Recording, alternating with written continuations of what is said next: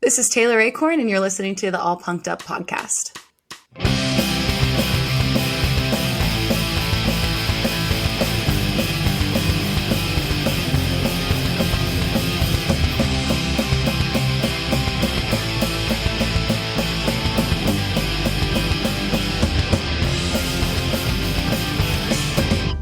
Perfect. Came Is that good? through. Okay, perfect. good. All right. Good. So, yes, welcome back to the show. You're one of my, well, you've been one of my favorite newerish artists for a while now. Oh, So thank you. Super happy to have you back. And I debated about whether or not to ask you this question. So I'm just gonna do it right out the gate. And I hope it's not weird. I mean it respectfully. I want you to know that with utmost respect. I'm scared.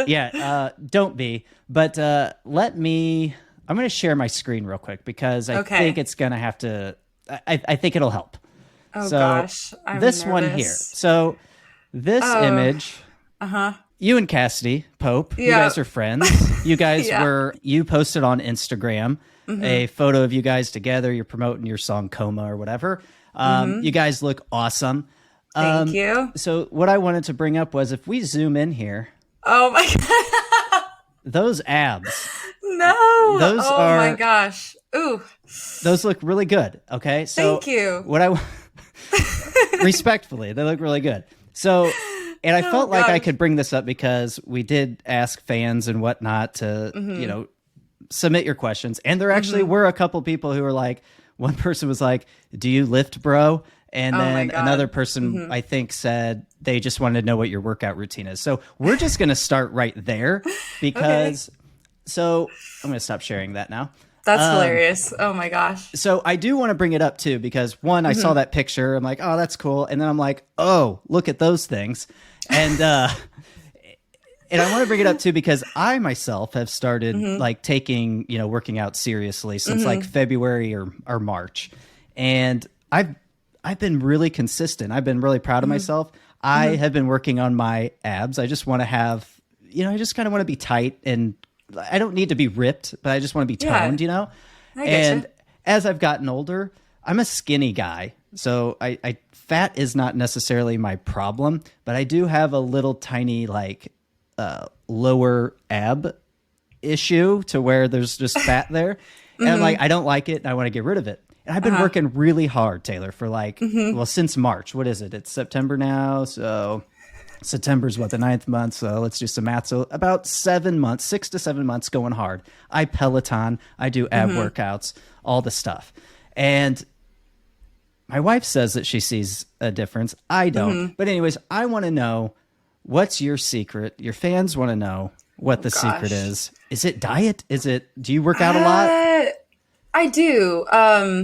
Okay, I'll just come clean. I used to bodybuild back in the day. I did competitive bodybuilding, and nice. So I really do. I love working out, and that's always been like a really big part of my life. And like also when it comes to my mental health, I feel like I feel so much better whenever I work out. I don't know. I mean, I lift a lot of weights, and I really don't do a ton of cardio aside from like shows and stuff that. Like I will go and I'll run and things like that when I'm trying to get in shape to be able to perform, but I don't know. They're just kind of there.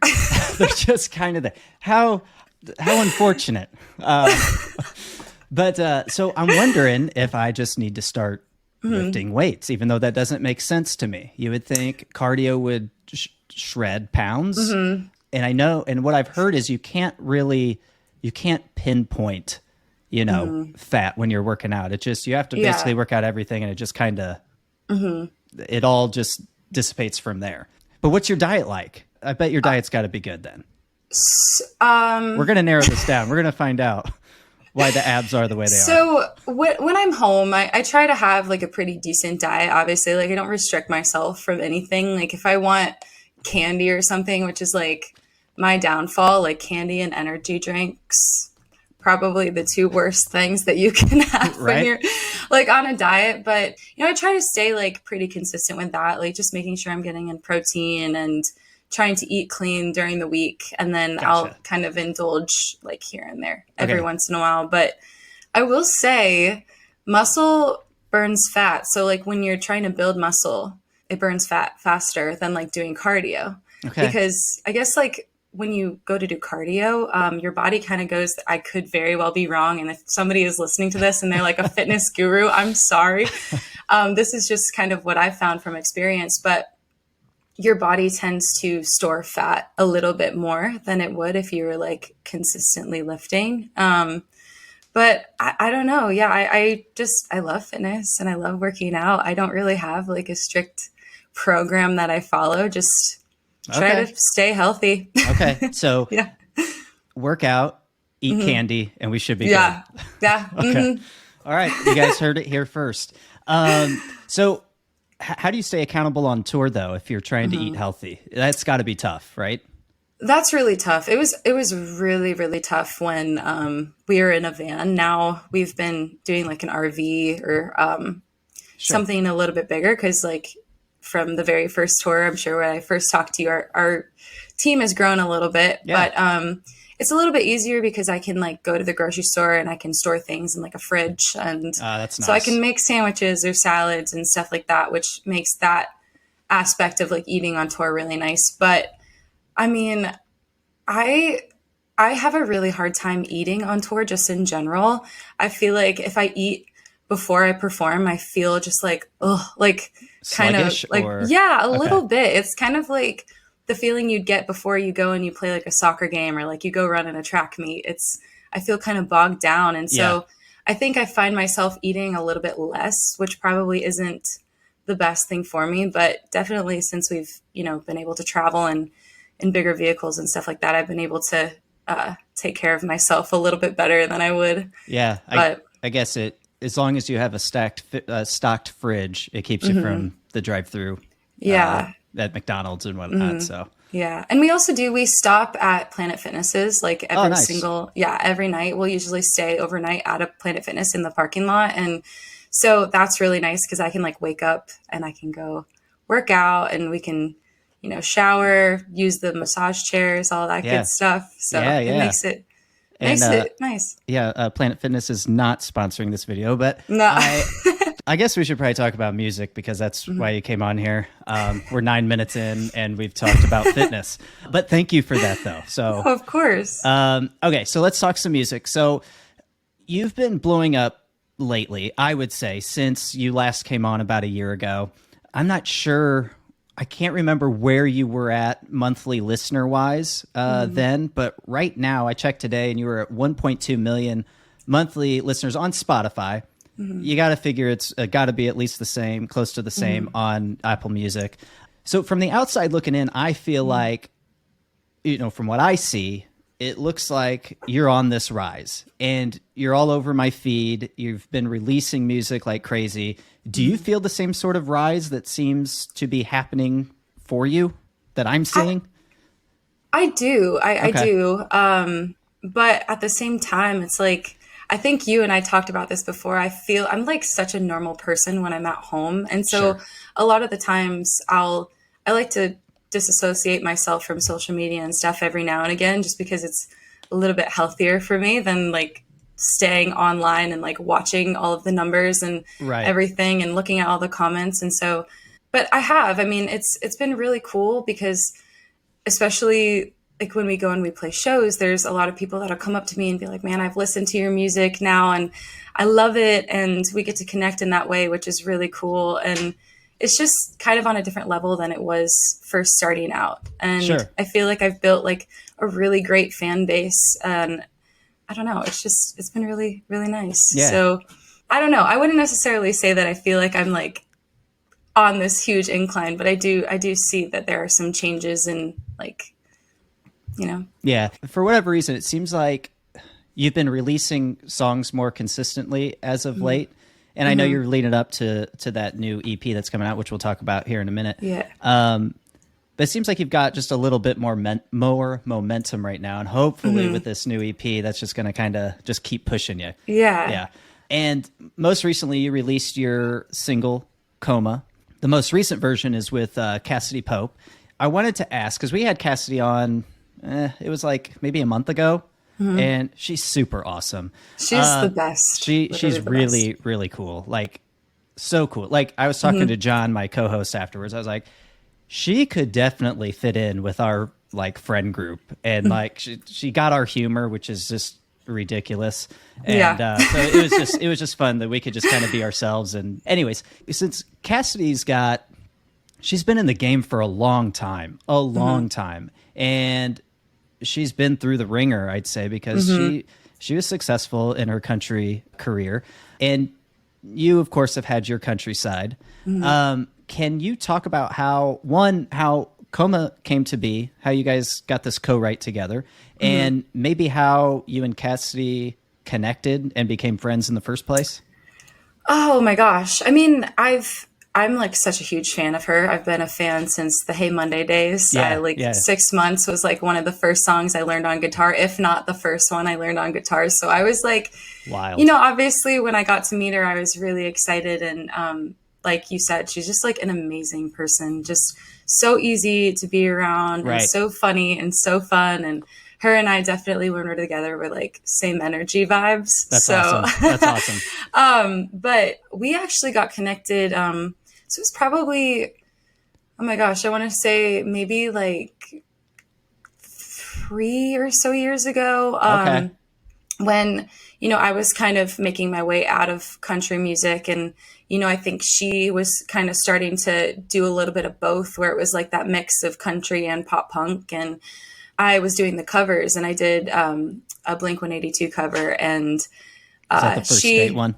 It was the first date one, but it was before, thank you. It was before I had like posted the one that had just like blown up, Yeah. So I had posted that video, and then she made like a duet to it. And obviously I was like, oh my God, this is the coolest thing ever. It's like one of my idols is. And this was before you met her. Me. Yeah, this was before I met her. And then I had, kind of, I really had to muster up the balls to be able to just like message her. I was like, should I just like cold message her and like ask if she'd want to hang out or something? And I did. And then it had been like a few months, I think. And then she was able to get back to me because, I mean, obviously she's a very busy person. Sure. And so she got back to me, and we kind of got chatting, and then we had scheduled the write for Coma. And it was a really cool moment. I think she was the one who came in with the idea of Coma, and I had been wanting to write something similar to that for a really long time. I just really didn't know like the direction to go. And so she came in with that idea, and we just started to just like spitball off of each other, and it turned into what it is now. And it's just, we left that right. And I was like, I feel like I have a really great friend, and that's awesome. She's been that to me. So that's awesome. So how long ago was that when you guys sat down to write that song? I mean, maybe like, I'm trying to remember when I put it out. I feel like time is just like going so fast, but well, I want to say maybe I could look it up real quick. Yeah, I think I can't remember like when exactly I put it out, but I think it was around maybe end of May. Let's see. Maybe? So the first version was put out on April 21st. Okay, yeah. And then the version with Cassadee on it just came out last month, right? Yeah. Does that sound right? Okay. Okay. So I think we had written it. We wrote it, and then I turned around because I was like, this song it needs to be out. Like this is the sound, this is, I love this so much. I think it was maybe like four or so months before. Oh, okay. Okay. Yeah. So, I mean, our meeting and then like being able to actually write together, it took a very long time, but we kind of stayed in contact here and there, obviously internet friends and stuff like that. And yeah, it just it happened. Well, cool. So I think this would be a good, maybe an insight question to give to people listening. As songwriters, you said Cassadee came up with the idea, or came in with the idea of Coma. 4 months ago, she was definitely transitioning into pop punk, or she was already there at that time. Is there a reason that song didn't go to her, or was it because her album was done at that time? How do you guys choose who gets the song? I mean, that was a question that I had for her the day that we went in, and I was like, we can write for you. We can write for me. I would love to write for you. And she was like, no, we're writing for you. Like, made it very clear. She's That's like, awesome. I have this idea and I want it to be yours. And then obviously, like, once we finished it and I put it out, like, her vocals, like, were all of the harmonies. Oh, okay. So, on the original, on the original version. So, a lot of the vocals were the vocals that we had done that day, like first day we'd ever written it in the studio. And I could just hear it in my head being a duet, but I was always afraid to ask her because obviously she's like an icon in the pop punk space. And she is a very busy person. And she, like, in retrospect, is way beyond me and years of being in this industry. And so I was really nervous. I was like, this is my idol. I don't know if I should ask her, like, would it be weird, or would she feel like I was taking advantage of, you know, something that, you know, she had worked really hard to get. And she was actually the one who came to me and was like, I think it would be a really cool duet. And I was like, thank the Lord you said that, because I was like, that's awesome, racking my brain, stressing about how I would ask you to do this. And I mean, it came together so seamlessly. And I think that's awesome. Her vocals are just amazing. So yeah, both versions are great, but just hearing a duet, and it gives, you know, anytime you hear a duet, it gives the song a little bit more depth and a little bit more substance, I guess. And with what this song is about, you know, it's kind of heavy, you know, and hearing it from two different women at the same time, I think it just makes the message come off even stronger, because now you got two women speaking that truth or whatever that song has. Yeah. And it was just, I mean, like I said, it was a really cool moment. And her vocals, I feel like, just added a new element to where it almost gave the song a new life. Yeah. Almost like it sounds to me like, you know, kind of like you said, I love the original version, but this version, it just feels right. It feels like it was supposed to be this. Yeah. And so I'm glad that we did it this way the second time around, and that people are really liking it seems. Yeah. And I think too, the fact that you two wrote it together, there was some energy that went into that song, and now the energy can come out the way it's supposed to, because both of your energies were in there, I guess, in a I don't know, that might be a weird way of putting it, but that's how I feel with music, is just music gives off this vibe. And I feel like that there's a vibe that's put into it, and then there's a vibe that comes out of it. So for sure. I do want to say too, you and Cassadee hooking up on this song, or just in general being friends, it does seem pretty fitting, because I think you and Cassadee are positioned extremely well, like, to make it into mainstream when it comes to the pop rock or pop punk sound, you know, mainly because you guys have that country music background. You both come from that. And it appears to me that mainstream is might be in a weird shift right now, because and maybe starting to favor country music. Because I think just a few weeks ago, like, the top 3 Billboard 100 songs were country songs, which is like the first in like years. But what I'm getting at is that, you know, I've said it time and time again that you guys have the chops to, you know, make something happen, because I think the storytelling aspect of songwriting is what makes music so relatable and, you know, helps a song kind of live on forever. And because you guys have that knack, and that you can bring that over to the pop punk side or pop rock side, I think is great, because I feel like that's what pop rock and pop punk are missing when it comes to lyrical content.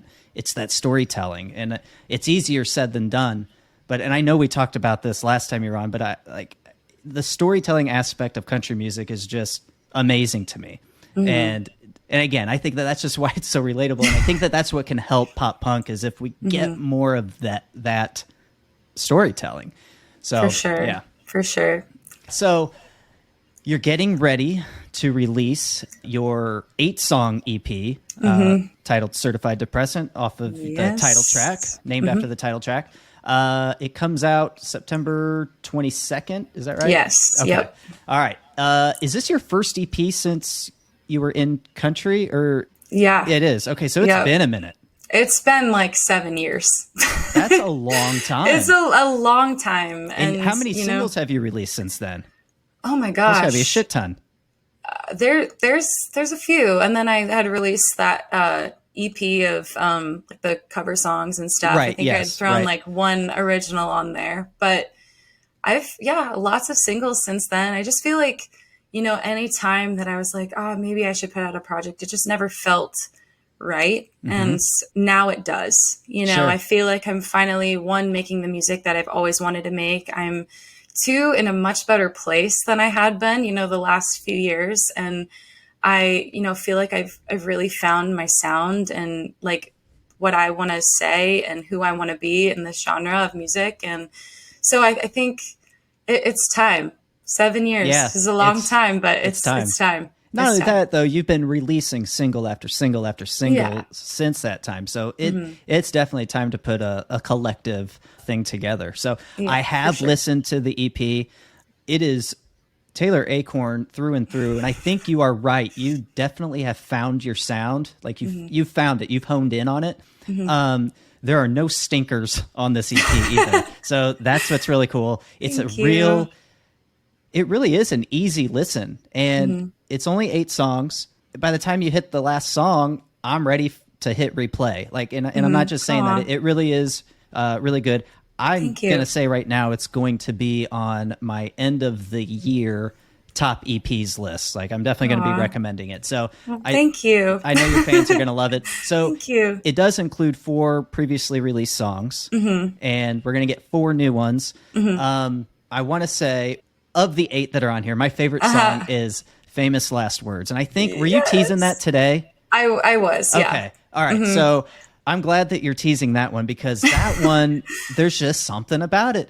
You've released some bangers already, but this one is up there, I think, with one of your best. It has a really good guitar riff at the beginning. It's very bright sounding, solid melodies as usual. And it does have the storytelling aspect that we were just talking about, which I love.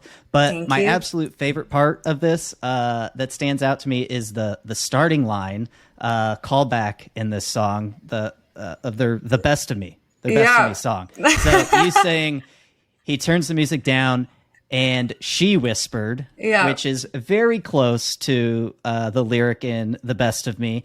And you sing it the same way. It stood out to me. I was like, that is awesome. So, one, I have a question about that. Was that a planned callback, or did it just kind of happen organically?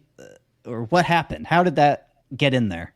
So, this song is very much, and you can probably hear throughout, like, the way that I tell the story and everything, it kind of starts out from, like, the very beginning, when I was a teenager. And when I think back of when I was a teenager, I mean, that song was a staple to me. Sure. And so Same. it's just like the way that the whole song was meshed together, and we were trying to think of a way to do the pre-chorus. I was kind of like, what if we did do a nod to like a song that I grew up listening to, that I feel like only people who listen to that specific type of music would get. Like, you love pop punk, so like you picked that up, and that makes me really happy that you did. Yeah. And so I'm glad that you like that part. Oh, it stood out to me. And I'm like, I don't know. I don't want to say it made me more of a fan of you, because I'm already a fan of you, but it's just like, that's an iconic pop punk song. And I don't know what it is about it, but it just it drew me in even more for some reason. But thank you. Yeah, I caught it right away. I was listening to it. I was like, okay. Like I said, I like the poppy sounding guitar riff at the beginning, and I'm like, okay, I'm digging this. And I'm working while I'm listening to it, and then I hear that, and I'm like, oh, I'm writing that down. Like, I gotta bring this up to her. Good. So, but yeah, so you were trying to figure out the pre-chorus, so you just thought maybe we should do a nod to the starting line. I just again, the way that the whole song is structured, and the feeling of it, and it feels very nostalgic to me when I listen to it. And I think of all of the songs on the project, it is my favorite song. That's awesome. I That was one going to ask what Good your Enough. favorite song is. So. Yeah, that one and Good Enough, I really, really love. But I don't know. Yeah, it just had such a nostalgic vibe and a feeling to it that I just wanted to bring that into it a little bit more and kind of nod to the music that I used to listen to when I was in my teens. So sure. Yeah. No, that's awesome. That's awesome. Yeah. So let's talk about tours and shows. You're getting ready to embark on your own headlining tour. Yes. That's got to be insane thinking about. What can you tell us about that? It looks like it starts in November, right? Okay. It starts in November. I believe it starts in Toronto. We decided to only do 7 shows because, again, like being very new in the scene and, but basically starting over from scratch, from being a country artist to now doing something that's very different. You never really know who is going to show up for you. And so I was really adamant. I just wanted to go out and just try to see where we could do well. And so we kind of just looked at all of the states where my streaming did really well and stuff like that. And just kind of, threw it out to the wind. And I mean, I was fully prepared for it to if it didn't do as well as I thought it would, that's totally fine. I just wanted to see if we had any fans out there. Yeah. And especially after being in Europe and stuff and seeing how incredible the fans were out there, I was like, if there are fans out there have to be fans in my country, surely, right. So, so it was very much a test, but 7 shows and it's going to be so much fun. It's all a little bit smaller venues. I really wanted to have a very intimate feel and Well, you have to start somewhere. Yeah, so for I sure. mean, and like you said, you were in the country world before. Now you're in the pop punk world. I'm sure you've carried some fans over from the countryside over to your pop punk side, but maybe not all of them because you know how country fans are. They love their country music, so they do. It just is what it is. But you're also going to be on Riot Fest coming up, so that's exciting in Chicago. Do you have any other festivals planned for this year that you can speak of yet? Not for this year. Oh, I guess not this year, but for we're coming to coming an end. up. Yeah. I don't want to say they haven't I don't know. Okay. Okay. So yes, you do. We have a lot of really awesome touring coming up in the next year, which I'm really excited about. Hopefully getting to go over to Australia and getting to go back to Europe and stuff, which will be amazing just because I love it so much out there.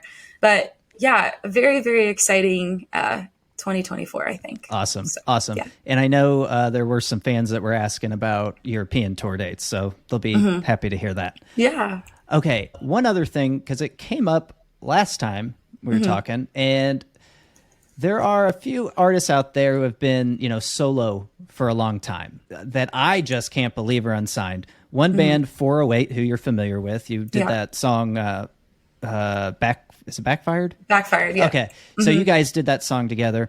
They're one of I feel like they're one of the best pop punk bands right now. I'm very intrigued with what they're doing. They had been unsigned for a while, and I'm like, why is nobody scooping them up? Finally, they got scooped up by Big Noise.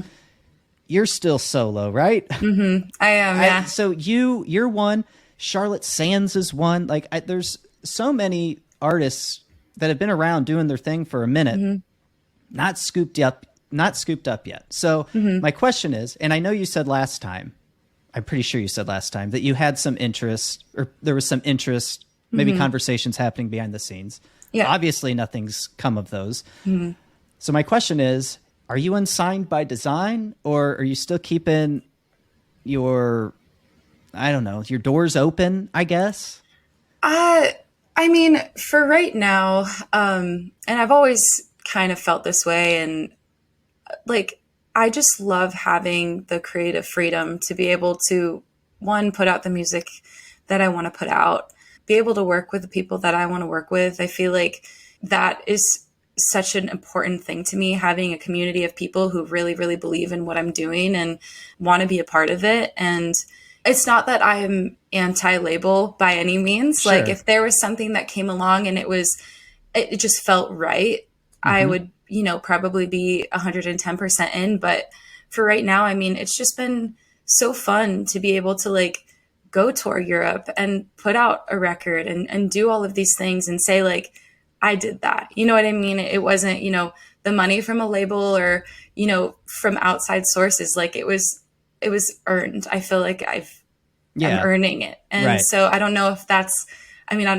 like how other people feel about, kind of being independent, but I feel like it's something that is really important to me and making sure that I'm holding myself accountable and the areas where I can hold myself accountable. And absolutely. And I feel like you're right on the money, and it's remarkable that you're able to do that, especially in this day and age, because a lot of people would say, I think that, there's a lot of music out there nowadays, and it's almost saturated. It's hard to break through the noise.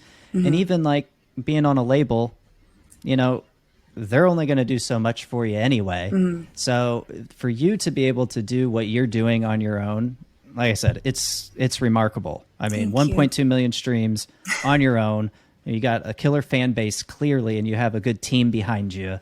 I mean, you're putting in the work, and you have you to thank for that, So yeah, I will say that there are. I mean, I do have some really amazing people that have, stuck through it with me for a long time, and I would not be able to do it without them. But it is really awesome. Like I remember when we got back from Europe, my bandmates and we all just looked at each other and we were like, we just did that. Like we played some huge festivals and, got to like hang out around people that we could have, we have a guest. That's fine.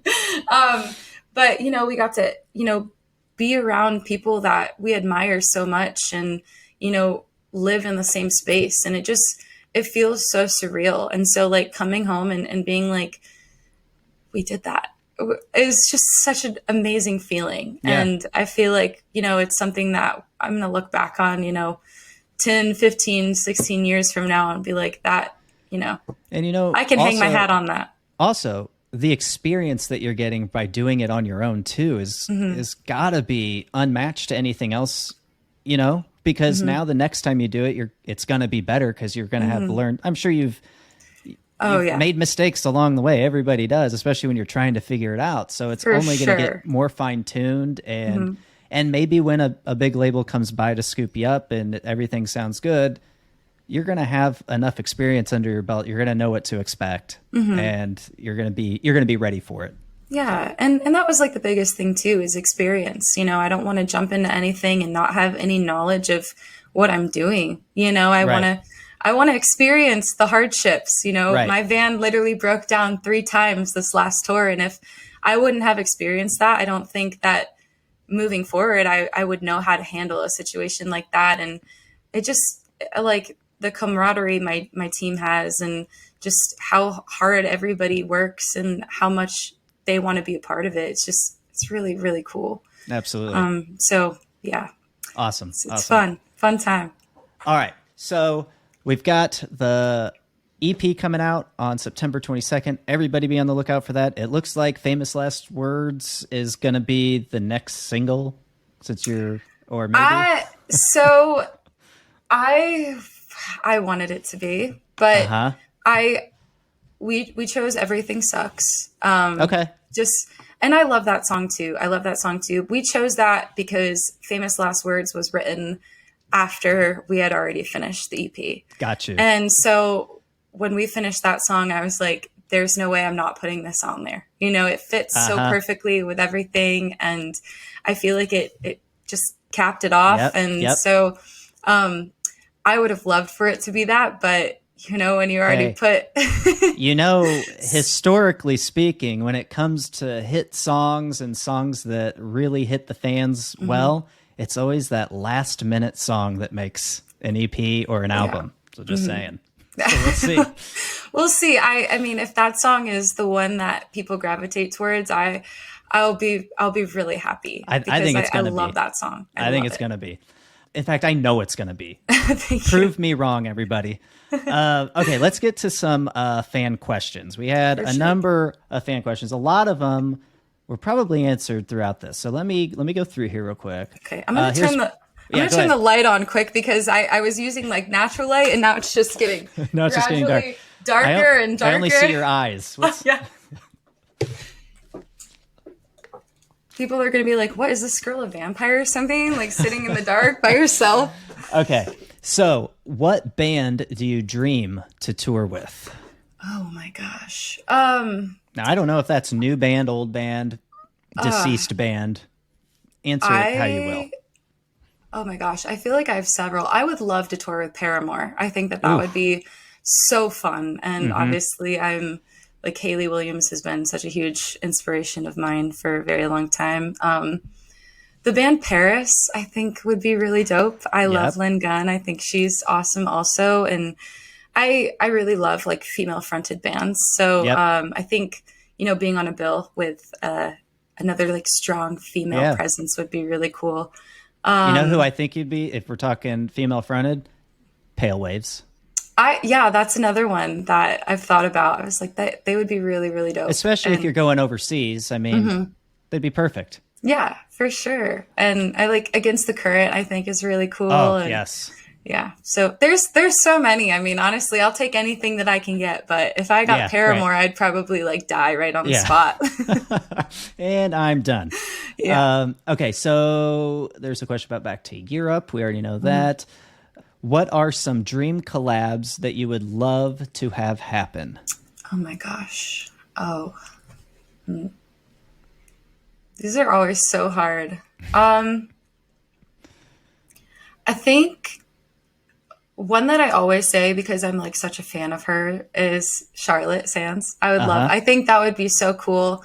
And again, I think there's something that's so powerful about two females in that genre of music doing Absolutely. music together. And I feel like it kind of, I mean, it brings like a community of people together. We're not so like, it's not just like one against the other or whatever, Right. it's, which I feel like happens a lot. We get compared to Haley Williams or like Avril Sure. Lavigne. Like, I think I hear those things more than I'm like, you sound like Taylor Acorn, Yeah, right, right. So I think something like that would be really cool. Dang. And what would be really sweet about you and Charlotte Sands is two independent women. Yeah, 'Cause she's that not would be signed really either, dope. so That would be really dope. even cooler. Oh my. I mean, I would love to do something with Matchbox 20. I think that would be Oh, really cool. Or like the Goo Goo Dolls, like going and kind of doing something that's like more of the 90s vibe. I'd love to I'm do something like all that. for that. All for Yeah. that. Yeah. I saw the Goo Goo Dolls like a couple weeks ago. And ever since then, I was like, yeah, Yeah, I need to try to make that happen before they decide they they don't want to tour anymore. they were my first concert that I went to. I think I was 13, maybe. Yeah, and because at the time, oh God, how old was I? Or what year was it when I was 13? It was probably 1999, I guess, or so. I don't even remember if Dizzy Up the Girl was even out yet. But I know I loved like Long Way Down and Name and Naked. Was definitely a fan of them at that time. But man, Yeah. I do know they've ever since then, like seeing them live and just A Boy Named Goo and then Dizzy Up the Girl for sure. Yeah. I've been fans of theirs ever since. Like It kind of changes you tops. too. I think, like I feel honestly like I've changed as a human since I saw them play. Like I feel I don't know, there's just something about their music that whenever I listen to it, I just feel so like light and free. And I mean, I cried so hard during Black Balloon. I was like, Yeah. this is just insane. And you know? his voice, Johnny Resnick's voice is just like no other. And actually, that Yeah. band is like no other, really. Because Yeah. I mean, they started out as a punk band, like punk band, Yeah. and now they're just some different thing. Like I mean, I don't know what it is. You can't really pigeonhole them, but they have no. their own. They definitely have their own sound, and Yeah. no one else is doing it. Yeah. And so it's just, I don't know, seeing them them live was really inspiring. So I would really love to do something with them, maybe Yeah. before they decide they don't want to tour anymore. That would be awesome. What if you covered Name or Black Balloon? I've covered Iris. I could probably put it out there again and just be like, hey, Yeah, there you go. notice me. You know what? I think Mod Sun did a cover of Iris, and Goo Goo Dolls saw that, and I think they retweeted it too. Dang. So yeah. All right, I got to do a different Sorry, song then. Didn't mean to dampen I'll do your Name. spirits, but Name is like one of my favorite my songs God, of all it's time. so beautiful. So beautiful. He sang the first chorus a cappella too, and I was like, this is just, it was amazing. Yeah, I need to see them live again. Yeah, All it's right, good. thanks for reminding it's me. Good. All right, let me see here. I don't know if we answered this in the last episode we did with you, but what made you want to make the switch from country to pop punk? Well, I think, at the end of the day, I have always been more of a fan of pop punk music. When I first initially started making music, I was just writing to write. I didn't necessarily, have an idea of what I wanted to sound like or what I wanted to be, but I did know that like when it comes down to people who influence me, it's people like Pink and people like Kelly Clarkson and people like Amy Lee from Evanescence, probably the most Amy Lee from Evanescence, because like they were a band that I listened to constantly growing up. And so I don't know, like when I started doing country and I started, trying to find my footing in that, it just never really felt right. Like I had success and I made some really amazing friends, and I have some really incredible fans that have stuck with me from the country days up until now, which is really cool. But it just never felt like I was supposed to be there, you know? Like I always kind of felt like a little bit of an outcast. And I don't know, that's probably like really sad to say, but I felt different from a lot of the artists that I would write with or, kind of hang out around. And, I would leave my publishing company and I would drive home listening to like The Story So Far or something like that. So it's like, that was my way of just like cleansing myself from being and writing country all day. And, I just kind of got to a point where I was like, this just isn't me, and I think I need to at least try to do this if, obviously it's something that I really love. And then that's when I started doing the covers, because I was like, well, if I can't make this kind of music, I'm at least going to like make the covers and be able to enjoy it, in some way, shape or form. And so once that started happening and people started seeing me in a little bit of a different light, I was kind of like, I feel like this is where I'm supposed to be. I can do and this. And it gave me the guts to be able to, start making my own music and start getting a little bit more creative with it. So I don't know. I think, I've always gravitated more so to the pop rock, pop punk stuff. And it just feels like home to me. Yeah. Well, I can vouch for your answer there, because you saying that, I remember that's pretty much the exact same thing you told me a year ago. So, yes. You're holding me accountable. Yeah. That was my question. I was testing you. No. Okay, this would be an easy one. Is your team planning on releasing your EP in physical format, vinyl or CD? I would love to do that. I am planning on doing that. It's hard because I feel like I want to release it for this project, but I also want my first like physical copy to almost be like an album. Sure. That so makes I've sense. kind of been weighing my my options as far as that goes. I have, a lot of people have asked for a physical copy, so I might just do it. I don't know. We might decide last minute, like, hell, why not? Yeah, but I think my brain is leaning more towards like an album and like, putting it out in its proper form that way and being able to have, the hard copy for people to listen to. So, yeah. Okay. So what does your writing process look like? This could be a long one, I'm sure. So here, let me ask you this. Does the music usually come first, or does the melody usually come first, or a lyric usually come first? So I'm definitely like a melody driven writer. So I a lot of the times I'll like, and they come at such random times too. I'll be like sitting in bed, or like I'll wake up, I'll be having a dream about it, and I'll wake up at like 3 a.m. and I'm like, oh my God, Oh, I wow. have to remember this. And like, I'll like voice record it in my phone. I mean, there's been so many times where Dan and I, especially, we've like wake up and we have texts from each other at like 2 a.m. and they're just like random voice memos of, just like a melody. But yeah, I definitely am like a more melody driven writer.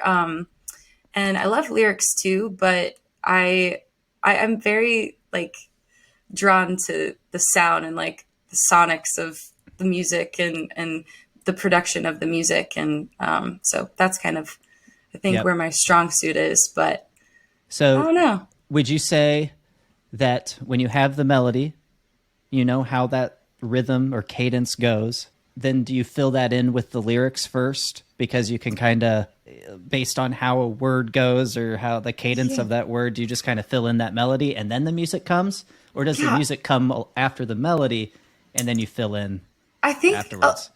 majority of the time, I think the music kind of comes as the melody does, Okay. Yeah. They go hand in when, hand. yeah. So when I write, especially with Dan, he is such a talented writer, like both lyrically and Hmm. melodically.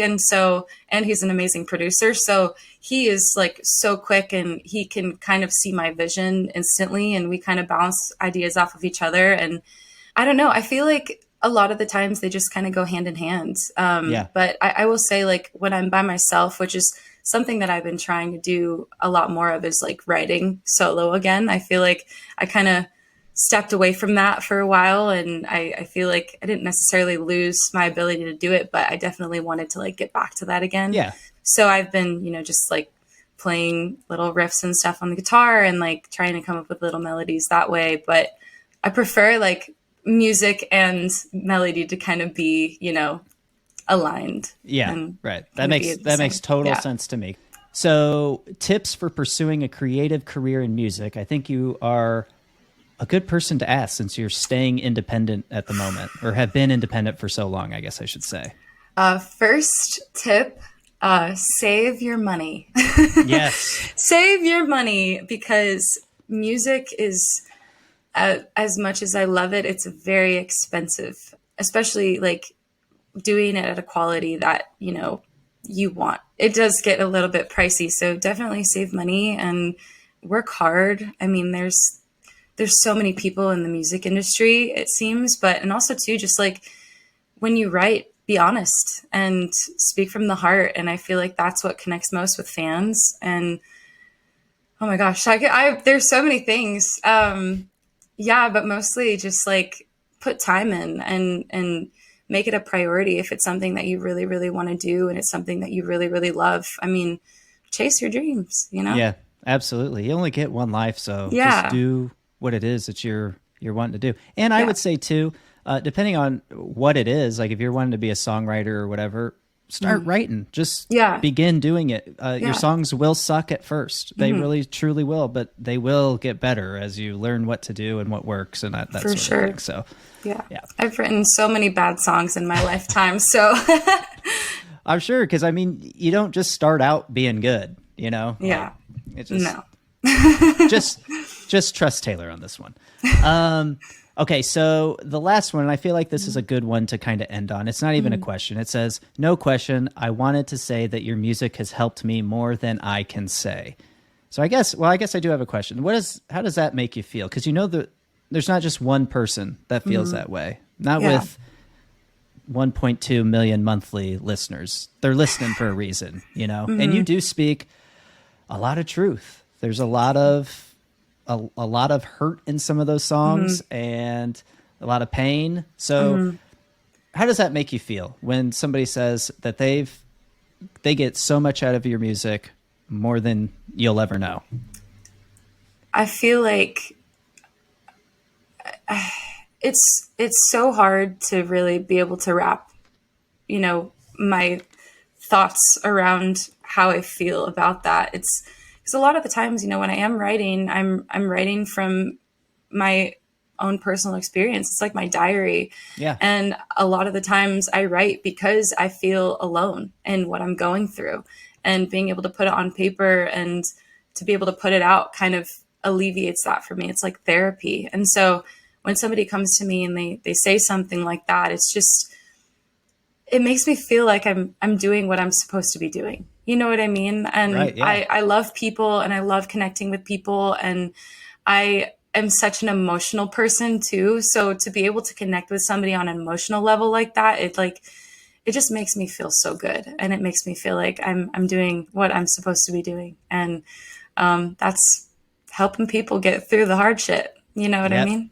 Absolutely. We all go through No, it, and yeah, a little help along the way is much appreciated. for sure. For sure.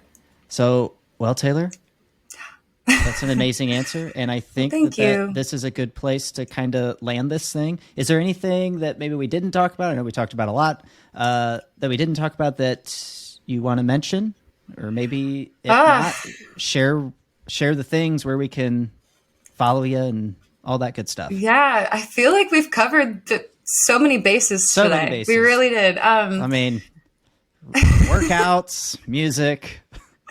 You got emotional there towards the end. Yeah, I died a little bit when I saw the picture of my abs up there. I was like, oh no. That's Here we going go. to be the cover photo of this of this post. No. I won't do that to you. No, I feel like, yeah, this is awesome. Thank you so much for having me. Also, Absolutely. by the way, Absolutely. it's always so much fun. But yeah, EP coming out next Friday, which is crazy. Tour coming up. If you're listening to this and you're coming to the tour, thank you so much. I cannot wait to see you guys. It's going to be so much fun. But yeah, lots of music to come, lots more shows to come. And I think it's going to be a really good year. Right on. Yeah. All right, Taylor. Thanks again for coming on. It's always a blast with you. Like I said before, like, you are one of my favorite artists right now doing their thing. So I just keep doing you. And like I said, I think you're going to get this momentum here. Thank you. You're going to go places. I know you are. So I'm going to go do some ab workouts now. That's what I'm going to do. Oh gosh, don't feel bad. Oh, I don't feel bad, but that picture was a little motivation is all I could say.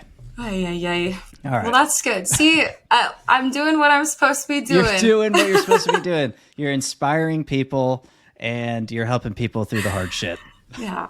All right, Taylor. Hey, I appreciate it. You have a good rest of the night. Thank you so much. You too.